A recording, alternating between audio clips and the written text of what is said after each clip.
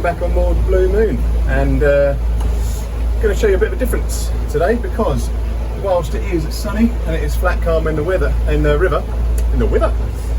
to head out and just poke my nose out the front of Felixstowe, and I've got one pack of squid. I'm just going to see if there's any hounds or bass that are hanging around just in the just off the front. But what I want to just point out to you today is the difference in the weather, because you've got to plan your trip and you've got to start to understand the tides and the weather. Now, it's been blowing easterly for the last couple of days, not massively strong. You can tell by the river here it is flat calm, it's not blowing too much, but the tide is flooding, so the tide's coming in. So with the water coming in and the wind blowing easterly, it's going to be a bit choppy going over those rolling grounds, so you've got to make sure that you're prepared for that and that you know what's to come on your journey. So let's get out there and see if my wind and tide is correct. Well, we're just entering the rolling grounds, and as expected it has got slightly choppier.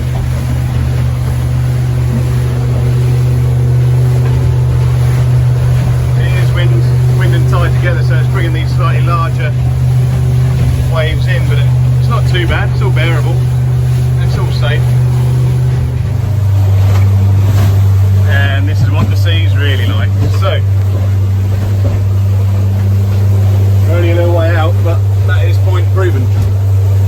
The difference between the river and actually knowing what the sea's going to throw towards you. And as predicted, I'll tell you what, actually looking through the camera lens, it looks quite nice. But I'm sure you can appreciate the lumps and the bumps that are happening. But it is interesting, it's good, it's always good to take out and give your boat a safety test and see what it is like. I'm in no rush, I've got no urgency to get out there at all. But it's always good to know the boat, sort of conditions your boat can handle, and how it sits in this weather. It's interesting.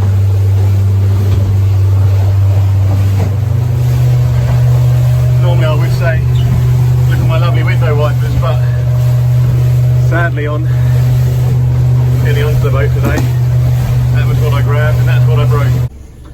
Well, I've made my decision. I'm not going to go out and sit in all that lump and a bump. So I'm sitting just inside Landguard, and I'm just inside the channel, not somewhere I would regularly fish, but the dockers at the moment, they're on strike.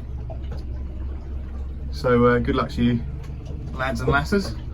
Hope we get some sort of reasonable outcome for everyone. And I'm going to have a little go with a couple of sliding running ledges and a little bit of squid on, and it's quite peaceful here, quite nice. Sun's out, not too much of a swell, but I sort of proved a point with the weather, the difference between just coming around that corner and the river. What a day for it though, what a cracker.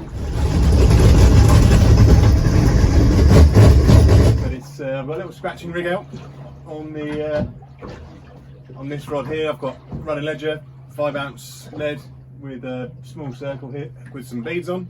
Just giving that a go for just a little scratching rig, see if there's anything small, see if there's any place or stuff like that around. This one, I've pennelled up a couple of 4-0 long shank hooks and just whipped a bit of squid to it. Again, that is on a running ledger, so that should give me a bit of time and to look at the bite. Don't have to be completely on it with a running ledger.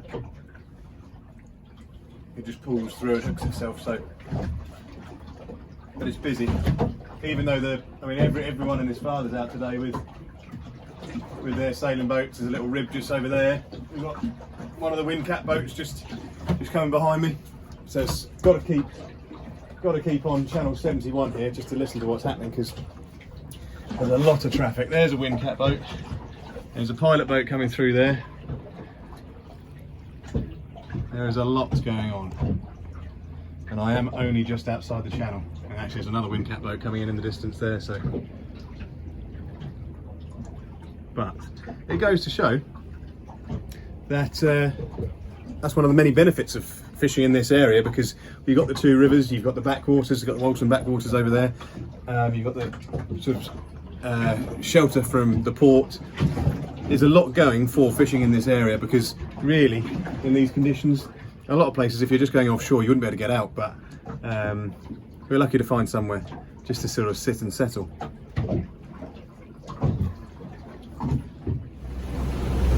There's the dredger Charlemagne, just pottering next to her while I go to my next mark. The first one was not very fruitful, but quite eerie coming up to these docks with no boats in and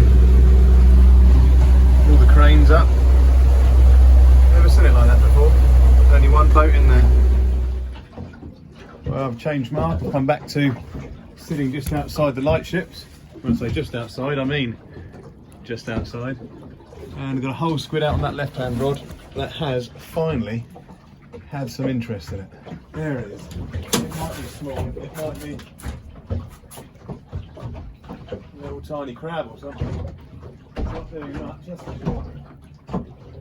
But it shows there is life down there. It feels like absolutely nothing, to be honest.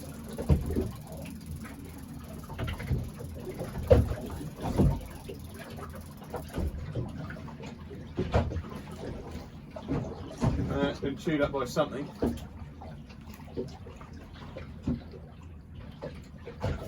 No idea what.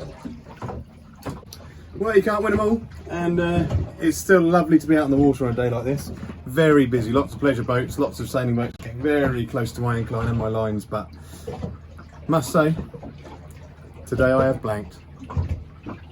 Lovely day out on the water though, used up some old squid, and yeah, always learning something about the boat and about the weather and the tide in this area. So, although no fish on board, there's a bit more knowledge up in the bank about how not to do it. See you again.